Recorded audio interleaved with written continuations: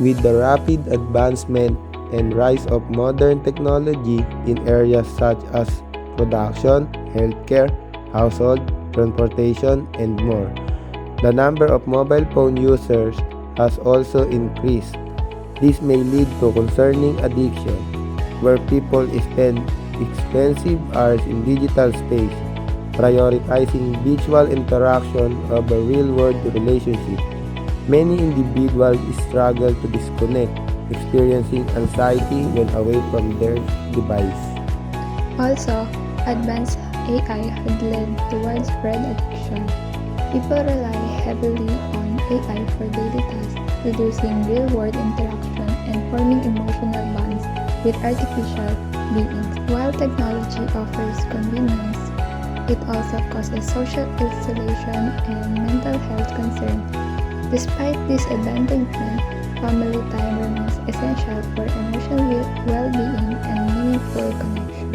While this has made life easier, it has also reduced the need for human-to-human interaction. Over-reliance on AI has made people more detached from their surroundings, often neglecting the importance of personal relationships. Parents must lead by example, showing children the value of real-world experiences over digital distraction like spending time with each other. Technology should be a tool for progress, not a barrier to human connection. As society moves forward, it is essential to recognize the importance of balance.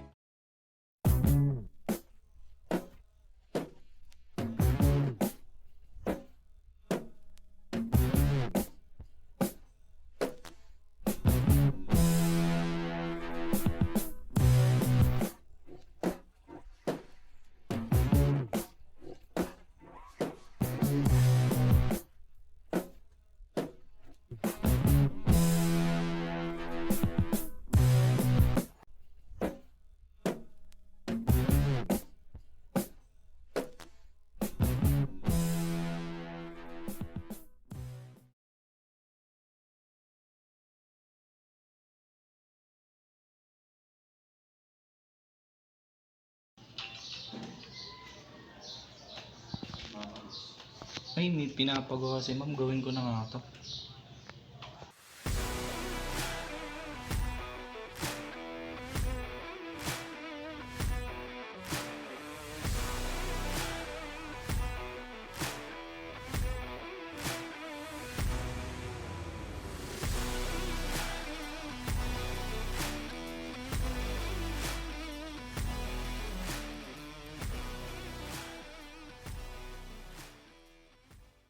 Ay, sa wakas, tapos na.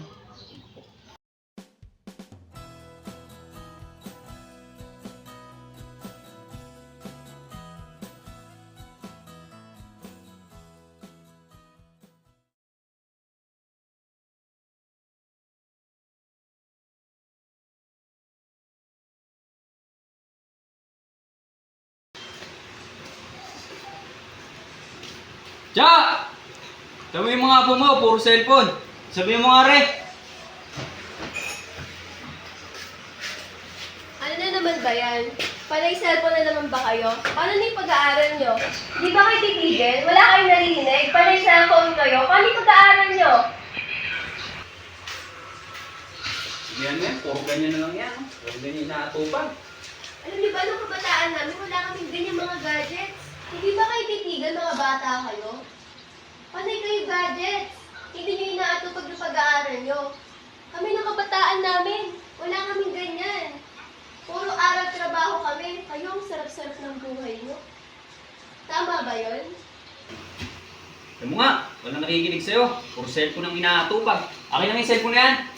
Huwag kayong magsa-cellphone ha. Huwag kayong magsa-cellphone.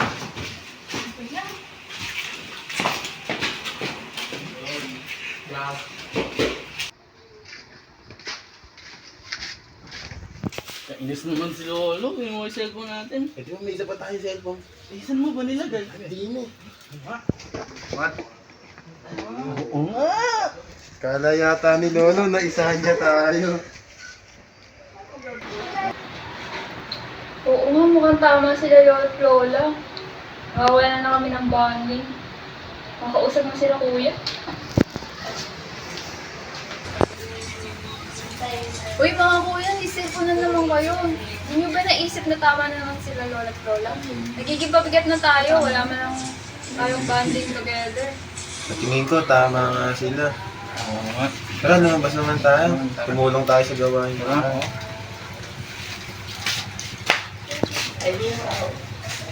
May sasabihin lang po kami. Ano yan? Hinihingi lang po kami ng sorry. Pinagawa po namin. Na, Okay na yun. Basta sa susunod, bukas-bukasan yung kaka-cellphone nyo ha. Nahin yung pag-aaral nyo, huwag puro cellphone. Pasensya na po. O tara na, kumain na tayo. Sige, ako na po mag-aayos. Ako na po ng mag-ayos ng upuan.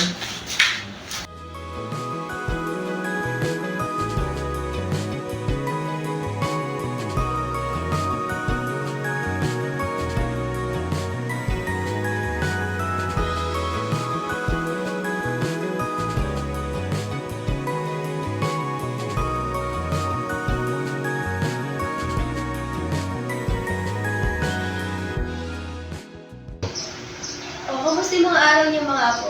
Naglaro lang po kami magkakapatid. Dahil lang po sa labas. Di ba?